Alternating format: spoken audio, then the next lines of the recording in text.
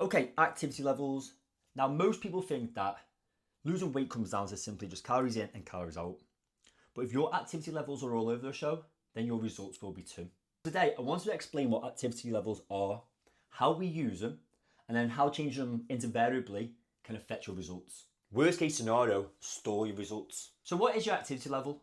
And I'll tell you what it isn't. It is not just your gym workouts each week, but instead it's a combination of the following: daily steps, your gym routine, how active your job is, that being absolute key, moving into a deep squat lunge, how much you move outside of work and the gym. Are you sat in your bum? Or are you out being active? Are you playing with your kids? And then lastly, how consistent is your activity level on a week to week basis? Because two people can train the exact same each week, they eat the exact same calories, but if their activity level is out, then their results will be drastically different. Remember, your body cares about total body movement, not just the gym. So how do we use activity level? Well, as a coach, I do not guess your calories or your maintenance calories. Your activity level will help determine what your maintenance calories are.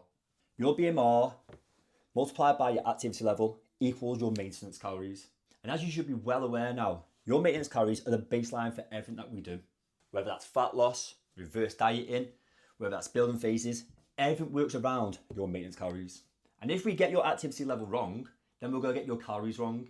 And if your calories wrong, then your results will be jeopardized, or you may not get any results at all.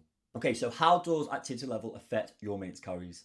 Now just say your activity level is a 1.4, hitting 8,000 steps per day and 4 strength sessions per week. But then you get rid of your 8,000 and you jump straight to 12,000 steps per day. Now, if you're in a calorie deficit, this would put you in a bigger calorie deficit. Therefore, you're going to burn more energy and lose more weight. And if you're at maintenance calories and you went from 8,000 steps to 12,000 steps, you would then be burning more energy.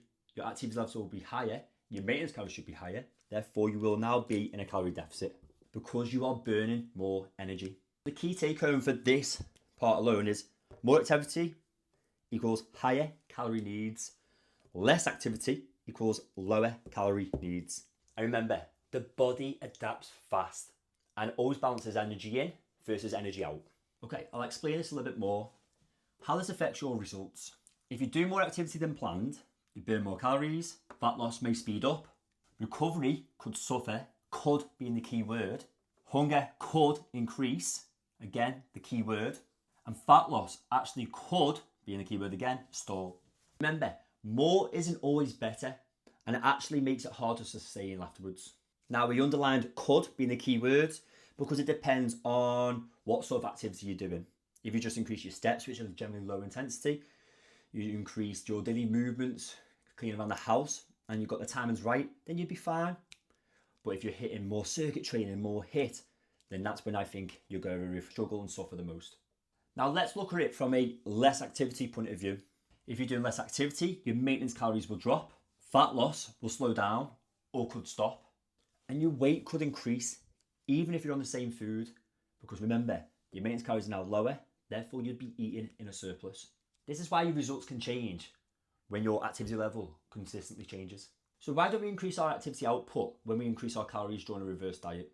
Now the goal to a reverse diet is actually to increase your calories and actually lower your activity output back towards your true maintenance. That being said, if we lower our activity output, it's only because we've increased them during the cut to help increase activity output.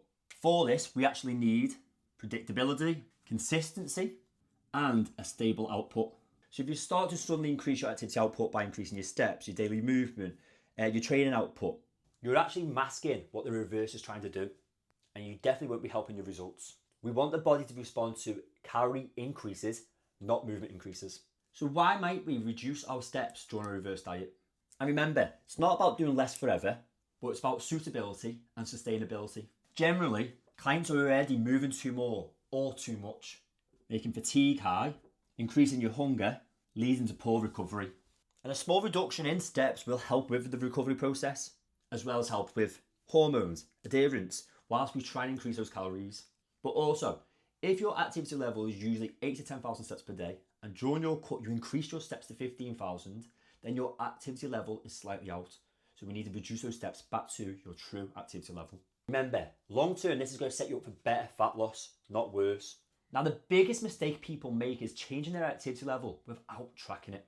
For example, walking more, less active at work, less active outside of work and gym, and add an extra cardio or HIIT for more calorie burn. And then they'll blame the calories rather than their own inconsistencies. The final takeaway is activity level is just a tool. It's not good or bad, but it has to match the goals. And when activity levels and calories are aligned, your results become predictable. But when they're not, the results are frustrating. And this is why we track steps, not to restrict you, but to make our results predictable and, more importantly, repeatable.